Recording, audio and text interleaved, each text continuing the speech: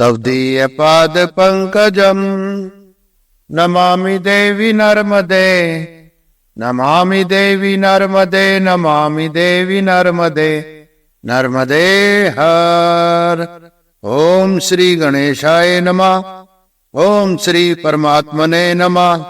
नर्मदा पुराण नर्मदे हर। नर्मदा पुराण का अगला अध्याय सुनने के लिए मेरे चैनल धर्म यात्री को सब्सक्राइब करें, बेल आइकन पर प्रेस करें। मैया की महिमा को अन्य लोगों तक पहुंचाएं, वीडियो को शेयर करें। नर्मदे हर। 90वां अध्याय जलाशायी तीर्थ की महिमा का वर्णन। श्री मार्कंडेय जी बोले, पृथ्वी में श्री नर्मदा के उत्तर तट पर जलाशायी नाम से प्रसिद्ध उत्तम वैष्णव तीर्थ है। वहाँ भगवान विष्णु दानवों का वध करके सो गए। देवाधिदेव चक्रधारी विष्णु ने वहीं चक्र का प्रक्षालन किया। श्री नर्मदा के जल में धोने से चक्र पाप रहित हो गया। युधिष्ठिर ने कहा, मुनि समुदाय से वंदित चक्र तीर्थ की महिमा कहिए, जो विष्णु के अनुपम प्रभाव से युक्त और नर्मदा के फलस्वरूप है। श्री मार्कंडेय जी ने कहा, बड़ी बुद्धि वाले युधिष्ठिर, बहुत ठीक, बहुत ठीक, तुम विरक्त हो। यह छिपी महिमा वाला तीर्थ चक्रधारी विष्णु के द्वारा स्वयं रचित है। मैं तुमसे इसकी पापनाशक कथा कहता हूँ, सुनो। पहले तालमेघ नामक एक दैत्य था। राजन, उसने सब देवों को जीत लिया। देवगण राज्य रहित हो गए। वह स्वयं यज्ञ भोगों को भोगने लगा। मैं ही विष्णु हूँ, ऐसा कहता था। कुबेर का धन उसने हर लिया। इंद्र का हाथी भी उसके वश में आ गया।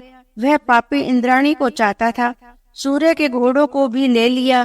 तालमेघ से भीत युधिष्ठिर, सूर्य, रुद्र, इंद्र, यम, स्कंद, वरुण, अग्नि, वायु, कुबेर, बृहस्पति आदि सभी देव ब्रह्मलोक में ब्रह्मा के समीप पहुँचे। वहाँ उन्हें देखकर बृहस्पति आदि देवों ने तीनों गुणों का विभाग करने से भेद को प्राप्त होने वाले श्री ब्रह्मा जी की विविध स्तोत्रों से स्तुति की। राजन, फीके मुख वाले उत्साह रहित देवों को देखकर प्रसन्न मुख भगवान ब्रह्मा ने देवों से कहा, देवगण का स्वागत है। देवों, तुम्हारी पुरानी कांति क्यों नष्ट हो गई है? बर्फ से क्लिष्ट हुए प्रभाव वाले ज्योतियों की भांति तुम लोगों के मुख कैसे मलिन हो गए हैं? ज्वालाओं की शांति से यह वृत्रासुर के मारने वाले इंद्र का वज्र तेज से हीन हुआ, शोभा रहित सा प्रतीत हो रहा है। यह शत्रुओं को भय देने वाला वरुण के हाथ का पाश भी मंत्र से नष्ट शक्ति वाले सर्प की भांति दीनता को प्राप्त है, तथा कुबेर का मन कांटे की भांति पराभव को सूचित कर रहा है। रुकी गति वाला वायु टूटी शाखाओं वाले वृक्ष सा प्रतीत हो रहा है। नष्ट कांति वाले दंड से भूमि को कुरेदते हुए सत्य पराक्रम वाले यमराज भी बुझी हुई लकड़ी की लघुता को प्रकट कर रहे हैं। ये सूर्य प्रताप के नाश से शीतल कैसे हो गए हैं? चित्र में लिखे गए की भांति अत्यंत दृश्य रूपता को ये कैसे प्राप्त हो गए? पुत्रों, कहो, तुम लोग यहाँ कैसे आए और क्या चाहते हो? देवगण, तुम सबके आने का क्या कारण है? निसंकोच बोलो। संपूर्ण लोकों की सृष्टि मेरे अधीन है और रक्षा सब तुम्हारे अधीन है। तदंतर इंद्र ने मंद वायु से कंपित कमलों से पूर्ण तालाब के समान शोभित 1000 नेत्रों से गुरु बृहस्पति को भेजा। वह देव गुरु बृहस्पति हाथ जोड़े हुए इंद्र के 1000 नेत्रों से अधिक शक्तिशाली 2 नेत्रों वाले कमल पर बैठे हुए ब्रह्मा जी से बोले, पिताजी, आपके वश में मैं उत्पन्न महाबलशाली तालमेघ दैत्य उठे हुए धूमकेतु की भांति देवों को दुख दे रहा है। उस दानव से सभी देवगण दुखित है। दैत्यों का स्वामी महाबलवान तालमेघ हम सबको पीड़ा देता है। इससे हम सब आपकी शरण को प्राप्त हैं। ब्राह्मण, तुम ही सबके रक्षक बनो। तब प्रसन्न होकर भगवान ब्रह्मा जी उनसे वचन बोले। ब्रह्मा जी ने कहा, देवगणों, तुम लोगों में उस तालमेघ के समान कोई वीर नहीं है। एक विष्णु भगवान को छोड़कर वह दानव किसी दूसरे से जीता नहीं जा सकता। राजन, तदंतर ब्रह्मा जी आदि सभी देव उस बैरी तालमेघ से दुखित हो क्षीर सागर को प्रस्थान किए। भगवान विष्णु के देखने की इच्छा से देव शीघ्र ही वहां से चल पड़े। वे क्षीर सागर में पहुंचकर जलशाही विष्णु की स्तुति करने लगे। देवों ने कहा, हे देव पूजित, तुम जगत के आदि कारण होकर भी अनादि हो, तुम जगत के अंत करने वाले होकर भी अंत रहित हो, जगत रूपी मूर्ति वाले होकर भी तुम बिना मूर्ति हो, तुम्हारी जय हो।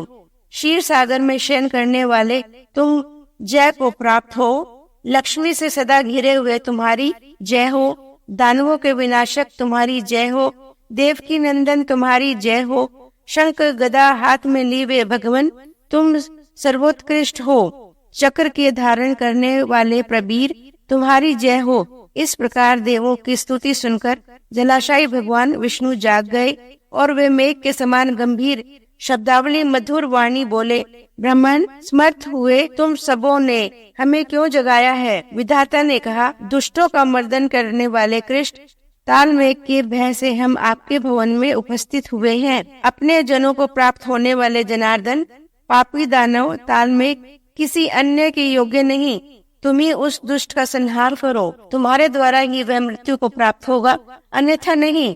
श्री कृष्ण ने कहा, देववृंद तुम लोग अपने स्थान पर जाओ, अपनी प्रजा को देखो, मैं महाबली उस दुष्टात्मा ताल में का वध करूंगा। देवगण आप लोग मुझे बताओ, जहाँ वह दानव रहता है। देवगण बोले, वह दानव राज 24,000 कन्याओं से युक्त होकर हिमालय की गुहार में निवास करता है। कृष्ण उसके घोड़ों और रथों की संख्या नहीं है। भगवान वही असंख्य गुण वाले अनेक प्रकार के नट हैं। उसके हाथी पर्वताकार और घोड़े हाथी के समान है। देवों को भय देने वाला वह महाबली वही रहता है। अत्यंत व्याकुल हुए देवगण के वचन सुनकर श्री विष्णु ने शत्रु के समूह के विनाशक गरुण का चिंतन किया। गदा चक्र के धारण करने वाले भगवान विष्णु एक हाथ में चक्र और दूसरे हाथों में शांग धनुष मूसल हल लेकर दानव के वध के लिए पक्षी राज गरुड़ पर आरूढ़ हो गए। उधर दानव ताल मेघ के नगर में भयंकर उत्पाद होने लगे। कबूतरों के साथ गिद्धों के बीच सियार प्रविष्ट हो गया। वहाँ सर्प और चूहे का, सिंह और हाथी का युद्ध छिड़ गया। रक्त से भरी नदियाँ वहाँ बिना मार्ग के ही बहने लगी। चारों ओर बिना समय के ही वृक्षों के फूल दिखाई देने लगे। तदंतर जगत के प्रभु विष्णु भगवान पर्वतराज हिमालय पर जा पहुँचे। उसने पुर के समीप सहसा पंचजन्य शंख को बजा दिया।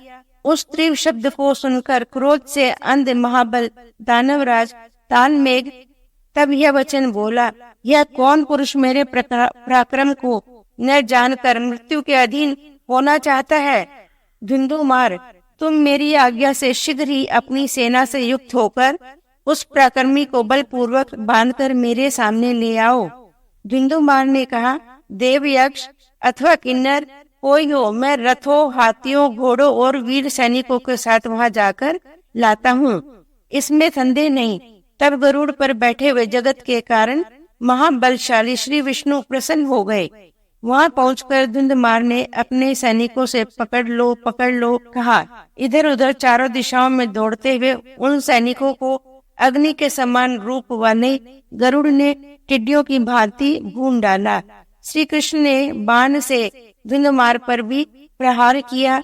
यह पापी छाती में मारे जाने पर रथ के ऊपर मूर्छित होकर गिर गया। तब व्याकुल दानवों ने बड़ा हाहाकार किया। उस समय ताल में क्रोधित होकर रथ पर आरूढ़ हो बाहर निकला। युधिष्ठिर, उसने वहाँ शंख चक्र गदाधारी श्री कृष्ण को देखा।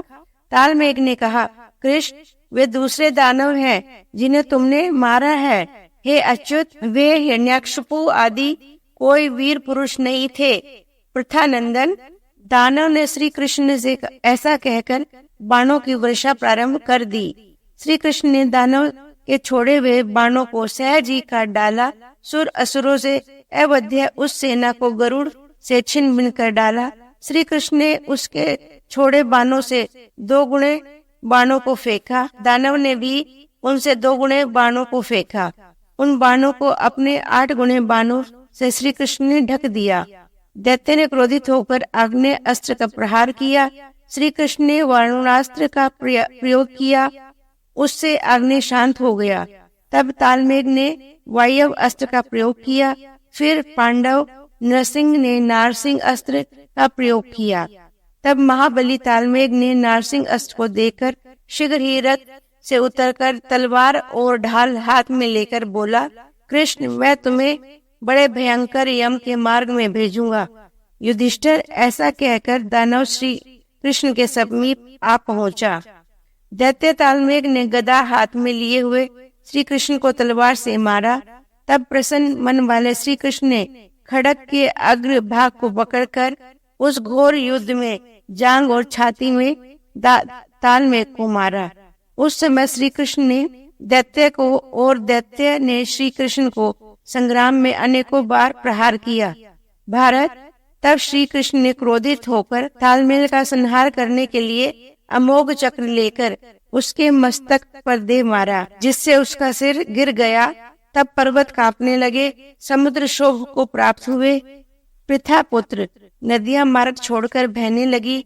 तब केशव के ऊपर देवताओं ने पुष्पों की वर्षा की और कहा, देवताओं के लिए अभद्य का वध हे केशव आपने किया। तालमेघ के मरने पर तब सब देवता स्वस्थ हुए और कुंती नंदन श्री कृष्ण तभी नर्मदा के तट पर पहुँचे। अनंत नाग के ऊपर लक्ष्मी जी से युक्त श्री कृष्ण नर्मदा जी को दुग्ध रूप जल मानकर नर्मदा के उत्तर तट पर छिप गए। मनुष्य लोक में ज्वालाओं से भयंकर चक्र जलशायी के समीप ही नर्मदा के जल में गिर गया। राजकुमार, तालमेघ के वध से उत्पन्न उसके सभी पाप श्री नर्मदा जल के संबंध से नष्ट हो गए, वह शुद्ध हो गया। भारत, चक्र के संपूर्ण पाप नर्मदा जल में धुल गए। राजन, तब से यह तीर्थ जलाशयी नाम कहा जाता है। दूसरे लोग इसे चक्र तीर्थ भी कहते हैं। राजन, कुछ लोग काल और पाप विनाशन भी इसे कहते हैं। भारतवर्ष में नर्मदा का यह तीर्थ प्रसिद्ध है। राजन, उस तीर्थ का प्रभाव अब तुम सुनो। जिस प्रकार नागों में अनंत और देवों में श्री विष्णु हैं, जैसे मासों में मार्गशीर्ष, अगन अथवा जैसे नदियों में नर्मदा, वैसे ही यह तीर्थों में श्रेष्ठ है। पार्थ, अगन मास के शुक्ल पक्ष की एकादशी तिथि के दिन जो मनुष्य काम क्रोध से रहित होकर भक्ति से वहां जाकर विष्णु में शुद्ध भावना कर जलाशयी तीर्थ में जाता है। राजन, एक भोजन या केवल नक व्रत रात्रि भोजन या रात्रि में भोजन का त्याग, दिन में एक बार भोजन, वैसे ही बिना मांगे प्राप्त और उपवास सद ब्राह्मणों को दान व उन्हें भोजन आदि कराता है। कुरुश्रेष्ठ, वह फिर यमलोक को नहीं देखता। पांडुनंदन, जो लोग यम के भय से डरे हुए हो, वे लोग गोपियों से घिरे हुए, योग निद्र का आश्रय लिए हुए, विश्व रूपधारी, संसार भय के विनाशक, जगत के नाथ, नाग प्रियक्षाई, श्रीपति के परम प्रिय जलशायी भगवान के दर्शन करें। बड़ी भक्ति से मधु और घृत से तथा जल मिश्रित खांड से जगत के कारण श्री विष्णु को स्नान करावें। जो लोग द्वेष रहित होकर स्नान कराए जा रहे जलशायी विष्णु को देखते हैं, वे सुर असुरों से नमस्कृत उत्तम लोग जाते हैं। घृत का दीपक जलावे अथवा घृत के अभाव में तेल का दीपक जलावे। श्रेष्ठ राजन, ईर्ष्या रहित भाव से युक्त जो पुरुष भगवान के आगे रात्रि में जागरण कर भगवान की कथा को भक्ति पूर्वक सुनते हैं, उनके ब्रह्म हत्या आदि पाप नष्ट हो जाते हैं, इसमें संशय नहीं। जो लोग जगत गुरु जलशायी भगवान की परिक्रमा करते हैं, वे सप्तद्वीप वाली पृथ्वी की परिक्रमा करने का फल पाते हैं। पश्चात प्रकाश में प्रातः काल में पवित्र जल से पितरों का तर्पण करे और वहाँ योग्य अपनी पत्नी में संतुष्ट, शांत, दूसरे की स्त्रियों के त्यागी, वेदाभ्यासी, स्वकर्म प्रायण, शुभशील वाले, नित्य अग्निहोत्र करने वाले, त्रिकाल संध्या करने वाले, ब्राह्मणों से स्वकल्याण चाहने वाला मनुष्य श्रद्धा से श्राद्ध करावे। मनुष्य लोक में वे पुरुष धन्य है, वे ही पृथ्वी में वंदनीय है। जो सदा भगवान के चरण कमलों का आश्रय लेने वाले, देवों के स्वामी प्रत्यक्ष जलाशायी भगवान को देखते हैं, वे ही धन्य और पुण्यात्मा है। उस तीर्थ में जो पुरुष एक पक्ष तक उपवास व पराक व्रत, 12 दिन के उपवास को पराक व्रत कहते हैं, उत्तम चंद्रायण व्रत चंद्रमा की कलाओं के अनुसार ग्रास ग्रहण पूर्वक शास्त्रीय विधि पालन, कठोर मासिक व्रत, षडान, छठे दिन अन्न तथा 5वें दिन अन्न के रूप में व्रत करता है, वह पुरुष उत्तम गति को पाता है। मार्कंडेय जी ने कहा, इसके अनंतर मैं तिल धेनु के दान का फल कहता हूँ, जैसे जिसको जब वह तिल धेनु देनी चाहिए और उसके देने में जो शुभ फल है, वह सब मैं तुमसे कहता हूँ, सुनो। पवित्र नैमिषारण्य में नारद आदि के मुख से यह अनेक बार सुना गया है और उत्तम कथानक प्रथम ऋषि वेदव्यास के मुख से सुना गया है। वह वर्णन आयु देने वाला, मंगलदायक, कीर्तिवर्धक है। इसे सुनाते हुए विद्वान ब्राह्मण अनंत फल पाता है। यह स्मरण रखना चाहिए कि गाय, घर, शैया और स्त्रियां बहुतों को नहीं देनी चाहिए। बटी हुई दक्षिणा वाली ये सब वस्तुएं देनी चाहिए। वह एक वस्तु बहुतों को देना योग्य नहीं है। एक वस्तु बहुतों को देने पर बंटवारे के लिए बेची जाने पर 7 पीढ़ियों को जला देती है। सफेद तिल, काले तिल तथा गोमूत्र के समान रंग वाले तिल होते हैं। इन विचित्र तिलों की विचित्र गाय और बछड़ा बनवाए। यथाशक्ति सभी को 4 द्रोण 32 सेर की गाय बनवानी उचित है और कम से कम 1 द्रोण 8 सेर का बछड़ा बनाना योग्य है। इसमें अधिक प्रमाण इच्छानुसार हो सकता है। जिस देश में इस विषय में जो प्रमाण निश्चित किया गया हो, उस प्रमाण से उसे बनवाते हुए पुरुष अक्षय फल पाता है। सुख पूर्वक पवित्र भूमि में उसकी उत्तम श्रद्धा से रचना कर पुष्प, धूप और अक्षत आदि से भूमि का पूजन कर यह कार्य कर्तव्य है। उसके दोनों कानों में रत्न देवे, नेत्रों में दीपक, छाती में चंदन, पैरों में सुवर्ण, ऊपर शहद और घृत को स्थापित करे। सरसों के रोए और गले में लटकने वाले कंबल पिछले भाग में मधु के साथ घृत भी पृथक देना चाहिए। उसे सोने के सींग, चांदी के खुर, सोने की पूंछ से युक्त करे। रत्नों का पृष्ठ भाग, पीठ और कांस के पात्र की दाहिनी आदि भी देना चाहिए। जो बाल्यावस्था का पाप है अथवा जो बिना जाने हमसे पाप हो गया है, वाणी से किया, कर्म से किया गया है अथवा मन से जिस पाप का चिंतन हो गया है, जल में थूकना, मूसल का लांघना, नीच जाति की स्त्री में गमन, गुरु स्त्री गमन, सुवर्ण की चोरी, शराब आदि के पीने से होने वाले पाप को तिल धेनु निश्चय ही शुद्ध कर देती है। दिन रात्रि के उपवास से विधि पूर्वक उस तिल धेनु को दे, जो वह यमपुर में भयंकर वैतरणी नदी प्रसिद्ध है, बालू और लोह पत्थर के स्थल वाली है, जहाँ पापी पुरुष को पकाया जाता है, जहाँ अविची नरक 2 यामल पर्वत है, जहाँ लोह के मुख वाले कोए, भयंकर कुत्ते, तलवार की धार के समान पैने पत्र वाला 80 पत्र वन है, और जहाँ वह ऊंट शालमली है। इन सब यातना स्थानों को लांग कर सुख से धर्मराज के भवन में जाता है। भारत धर्मराज उसे देखकर प्रिय सत्यवाणी से व्यवहार करते हैं। नर श्रेष्ठ माणिक रत्नों से भूषित योग्य इस उत्तम विमान पर चढ़कर उत्तम गति को जाओ। तुम तिल धेनु अथवा अन्य उत्तम दान, खुशामदी, झूठी बड़ाई करने वाले भाट को मत दो, पुरोहित को भी मत दो। एक आंख से रहित काने, विकृत रूप वाले, न्यूजंग वाले और देव मंदिर के पूजक को मत दो। 2 वेदों का विद्वान नहीं है जो ब्राह्मण होकर सब वस्तुओं को बेचने वाला हो। मित्र की हत्या करने वाले, कृतधन, मंत्र रहित ब्राह्मण को ये दान नहीं देने चाहिए। वेदांत को सूक्ष्म दृष्टि से जानने वाले वेद पाठी कुटुंबी ब्राह्मण को दान देना चाहिए। वेदांत के तत्वज्ञ विद्वान के पुत्र जो वेद पाठी हो, गृहपालक हो, सब अंगों से संपन्न, सदाचारी, प्रियभाषी ब्राह्मण को देना उत्तम है।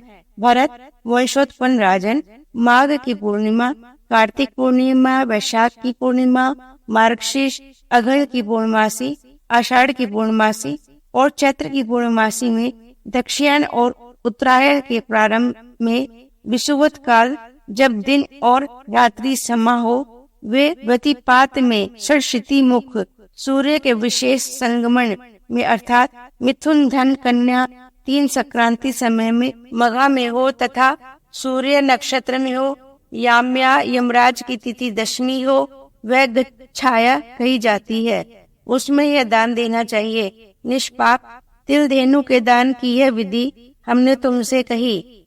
इस उत्तम दान को करके मनुष्य यम से सत्कार पाकर मरने पर विष्णु लोक को जाते हैं, इसमें संशय नहीं।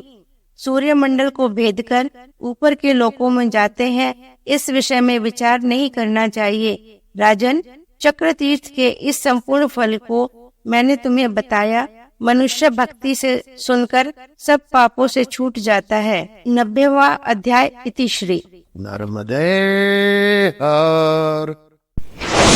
नेक्स्ट वीडियो के लिए मेरे चैनल धर्म यात्री को सब्सक्राइब करें, बेल आइकन पर क्लिक करें, वीडियोस लाइक और शेयर करें, कमेंट्स करें।